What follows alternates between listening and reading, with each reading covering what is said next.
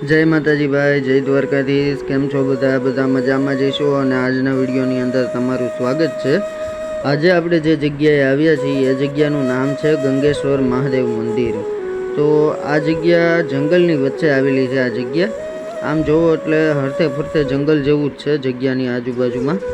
आ जग्या तमे जसदणथी गढड़ा तरफ आवता हो तो जसदणथी तमे माधवीपुर वटो, माधवीपुर शिवराजपुर वटो એટલે લાલકા ગામનું પાટિયું આવે છે રસ્તામાં, અને લાલકા ગામમાં તમારે આવતું રહેવાનું અને લાલકા ગામથી કાચો રસ્તો છે જે આ જગ્યા તરફ આવે છે અને સુંદર મજાનું મહાદેવનું મંદિર છે।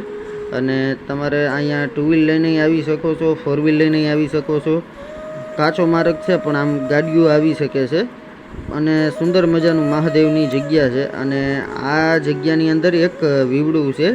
વીવડો એ જગ્યામાં જે વીવડો છે એની અંદર એવું કહેવામાં આવે છે કે સાક્ષાત ગંગાજી અહીંયા પ્રગટ થયેલા છે।